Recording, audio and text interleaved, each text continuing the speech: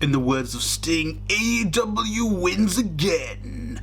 So AEW have a new show called AEW Collision starting on June 17th on Saturdays, and it's been widely reported on the dirt sheets that this show is in part like CM Punk, we want to appease him, but apparently Warner Bros. Were like, yeah man, you guys are going to get the show regardless, just CM Punk is an added bonus, because he is technically a ratings draw. Before anyone says this, yes, it's an AEW belt. There were WWE belts there before, but I moved them because I'm moving, and I don't know why I've not taken that down yet.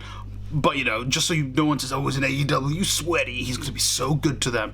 No, I will be critical of this, because furthermore, there have been reports that there may be some fractured relationship between CM Punk and AEW and or Warner. There's a reason he wasn't all over the advertising for Collision when it first started. Sure, maybe they're trying to wait until they can announce that, I believe next week, but CM Punk would be a draw to that show, and he's not on the advertising, which is a bit weird, because if you want a bigger, and you can see from this poster, it kind of looks like someone should be in the middle of this poster, and there's no one there, and people, rumor and speculation is that was supposed to be Punk.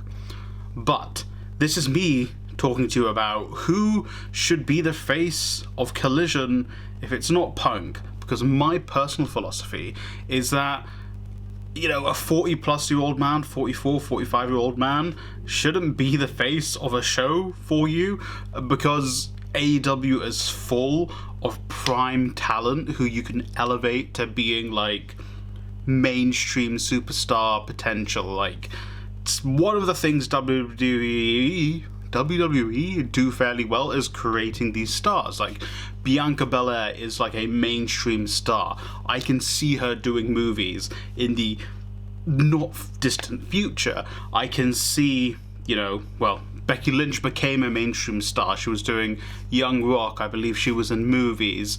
John Cena went off to do movies. Batista, he kind of did that on his own volition, really. That was more on him. But yeah, they make stars, and I think AEW have the opportunity to make these mainstream stars and bring more people into their show, and I just don't think CM Punk is that person. Because he is older, you cannot build around him for the next 10, 15 years like WWE did with John Cena, like they did with, God, I hate it to say this, but they did with Hogan. You can't do that with Punk at the moment. He's old.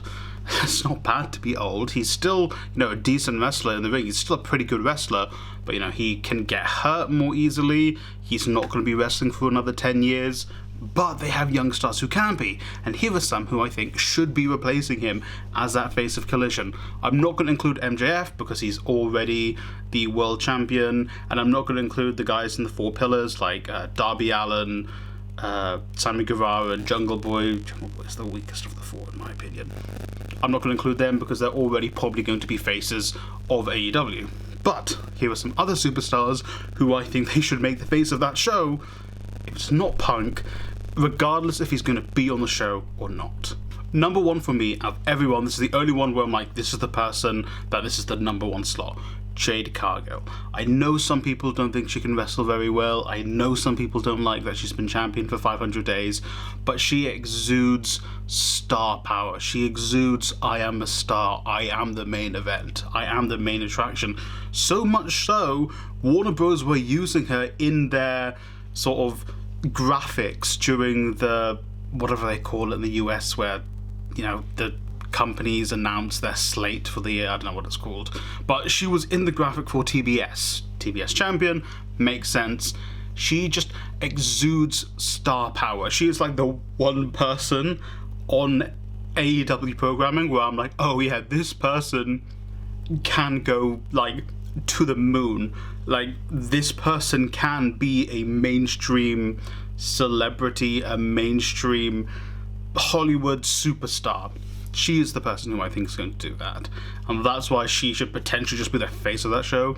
I know AEW basically suck at booking their women's division in more than one match a week, sometimes two, talking about Dynamite, and I'm hoping this is an opportunity for them to showcase women's wrestling more that they have, but I doubt it.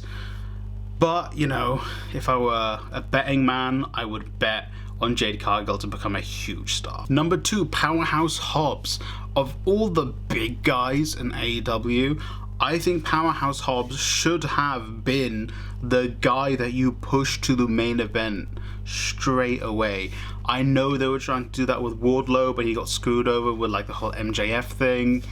But Hobbs, they just shot him. They keep shooting him in the foot by putting him in factions, by putting him in groups and stuff. And I'm like, bro, just put a rocket on this guy and shoot him to the moon, because he has the ability to do it. Like, as a wrestler, he's got charisma as well. Like, obviously that can continue to be developed. He's still, you know, relatively young compared to a lot of the people in the main event scene, but you can keep, like, you know, building and building him. If you need to, give him a manager. Like, AEW, one of the things they're okay at doing is having managers who do well. They tried to put QT Marshall on him, and I think he's one of the few examples that are bad managers in AEW, comparatively speaking.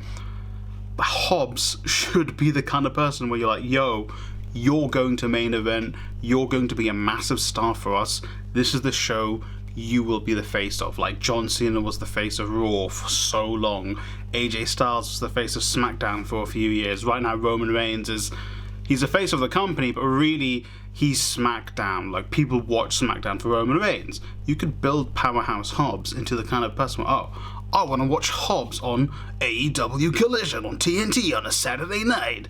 I think that was correct. Up next, young up-and-comer, Sting.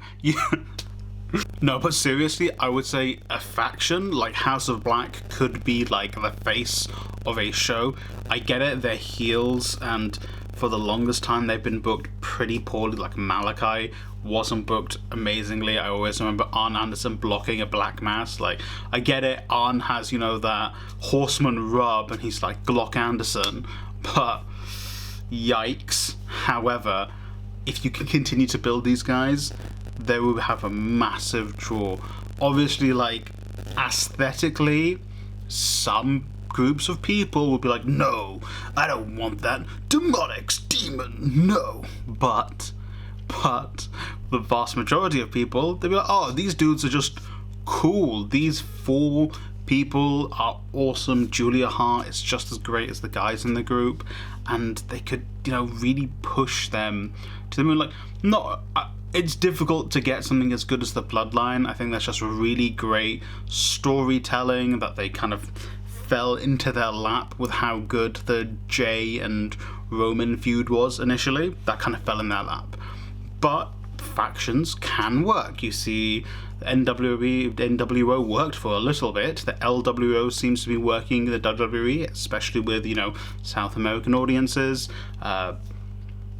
LIJ is huge. So it's not that it can't work, it's just you need to do it right. And I think having a faction like that leading your brand could work. It's just the only drawback might be the aesthetic thing, and, you know, prudish people in Warner Bros. Might be like, no, we can't market that to Middle America. Finally, I know this kind of goes against the philosophy of this, but Chris Jericho, because Jericho seems like he's completely fine with putting young talent over, and they did that initially when they put the belt on him when they first started AEW, and I think they could replicate that in Collision, where he's the face, he's the mountain people want to beat to get on top of Collision, and this would be like more of a short-term thing compared to the others. You use him to build up big stars. It's not something they seem to do with CM Punk. Like, they started doing it with the Darby feud when he first came back, and that seemed to elevate Darby.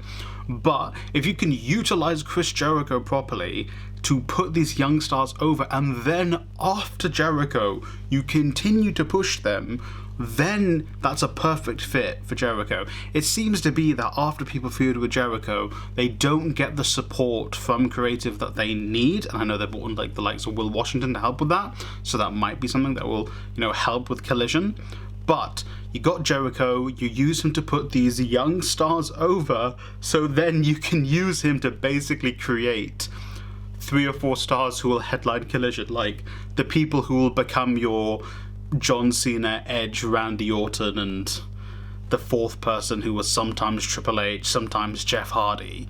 Like, you want those like 3 or 4 people, kind of like with the Pillars minus Jungle Boy. You want that on Collision, and you use Jericho to get them over. Obviously it means Jericho would have to win quite a bit, and obviously that goes against the philosophy of I don't want an old person being the head of your show. But Jericho seems like it would be a 1-year thing where he could get a lot of big names over, whereas CM Punk at the moment felt like Tony was like, put the belt on him and he'll be in charge for the show for the next 7 years, when that's really not the case. So, those are the people who I think should be, the faces of Collision. What do you think? Let me know in the comments down below. Remember to like, subscribe, share the video with a friend or family member, and hey, I hope you watched some great wrestling today. And remember, Sting is the face of AEW. He's a young, up-and-coming talent.